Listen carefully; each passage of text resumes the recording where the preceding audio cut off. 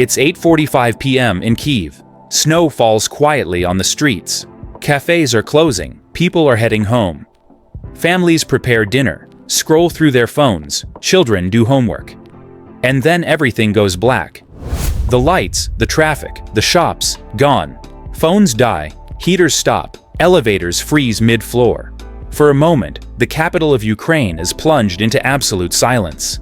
It's not the kind of silence that brings peace. It's the kind that brings fear. In a city of 3 million people, the hum of electricity has vanished.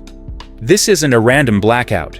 This is an attack, that digital strike powerful enough to shut down a nation's electricity. What happened that night changed how the world thinks about war. It started long before that evening. Back in 2015, something quiet was creeping through Ukraine's networks.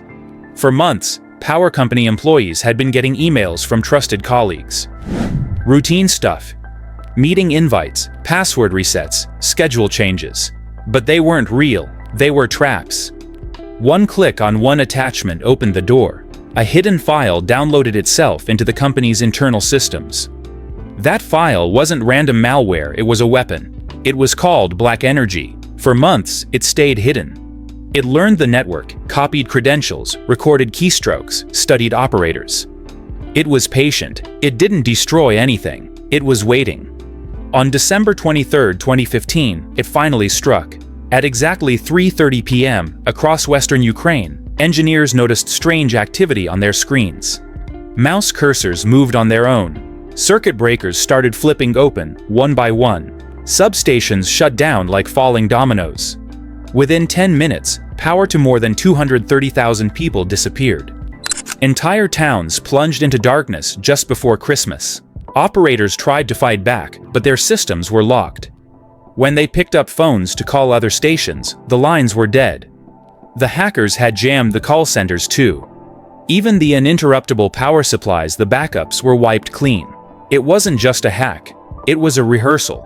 A year later, in December 2016, it happened again, and this time the attackers had learned faster.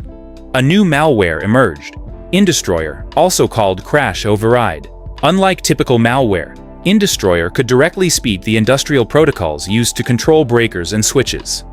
It didn't need to hide behind stolen credentials. It could talk to the grid itself. Indestroyer scanned the network, mapped substations, and opened breakers automatically. For 1 hour, 1/5 of Kyiv lost power.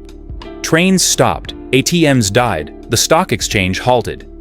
Everything modern civilization depends on gone in minutes. Forensics later showed the code was modular, professional, and designed to spread. Investigators traced it to a Russian military intelligence group known as Sandworm. These weren't ordinary hackers. They were cyber soldiers whose mission was disruption and destabilization. And the attacks didn't stop there.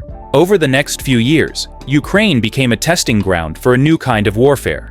From targeted website defacements to widespread outages, hundreds of digital incursions hit media networks, banks, airports, and government services. In 2017, the world saw the damage a digital weapon could do when NotPetya, disguised as ransomware, erupted out of Ukraine and swept across the globe. Maersk, FedEx, Merck multinational operations collapsed. The bill, over $10 billion. That was the moment the world realized a cyber war in Ukraine could cause real pain in New York, London, or Tokyo. Then came February 24, 2022, the day the full-scale invasion began. But even before tanks crossed the border, Ukraine's networks were under assault. Hours before missiles, massive DDoS attacks hammered banks and ministries. Satellite links and military communications wavered. It was a synchronized campaign. Physical force on the ground and crippling code in the networks. Within days, more attempts targeted the energy grid. Security teams found a new variant Indestroyer 2 inside transmission systems. Programmed to trigger cascading failures across regions, it showed the attackers still had the capability and the intent to cause widespread blackouts. Ukrainian experts detected and neutralized it before activation, but the close call proved one thing: the enemy was still inside. The reason this is possible lies in how power grids are built. Ukraine's grid is complex, thousands of substations, miles of aging cables, and control systems that mix modern and legacy technology. The heart of these systems is SCADA software created decades ago for control and reliability, not for internet security. Connecting these systems to networks for convenience and remote management open doors attackers could exploit. Hackers like Sandworm don't need explosives. They need access. Once inside, one command can open a breaker here, overload a circuit there, and start a cascade. The result is physical consequences created by digital instructions. Imagine being an engineer in that control room. Your cursor moves on its own. Commands you didn't type execute. You realize you're no longer in control. You drive through frozen roads to reach substations, manually restarting lines one by one. That night, power returned because of people, not machines. Ukraine learned a lesson the world still struggles with. Automation can be turned against you, but human resilience cannot. After those blackouts, Ukraine rebuilt its defenses. The government created a cyber defense command, trained specialists, isolated critical systems, and built offline backups. Engineers now drill for digital attacks the same way soldiers train for battle. By 2023, Ukraine had one of the toughest cyber defenses in the world, yet the attackers adapted. Rather than single massive blackouts, they aimed for distributed disruption smaller, targeted outages at rural substations, communication relays, and transport nodes. The idea: exhaust defenders with many small fires instead of one big blaze. Sometimes the timing was brutal. Hackers would knock out surveillance cameras or communication links minutes before missile strikes, blinding defenders and easing physical attacks.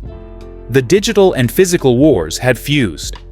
Today, in 2025, Ukraine's cyber defenders are seasoned. They trace intrusion routes, disrupt attacker infrastructure, and share insights with partners worldwide. Blackouts still happen, but they're shorter and recover faster. Ukrainian teams counterattack covertly, exposing the nodes used to stage intrusions. They've become the unsung soldiers of a new battlefield.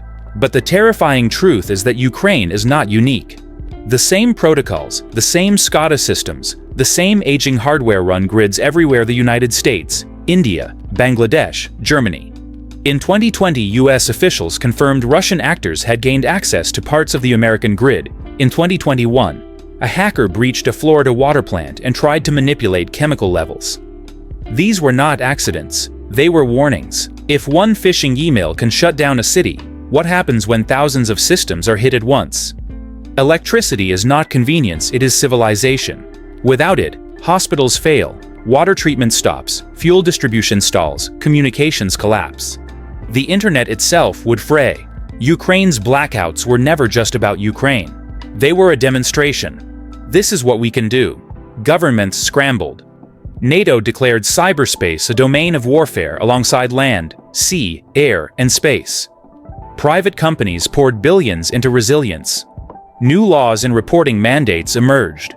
But the world is still catching up. Because hackers don't need armies. They need access. They don't fire missiles, they send emails. They don't wait for permission, they strike silently, and by the time you notice, it may already be too late. When the lights went out in Kyiv, it wasn't just a blackout, it was a warning. Your greatest strength, the technology that powers life, can be repurposed into a weapon.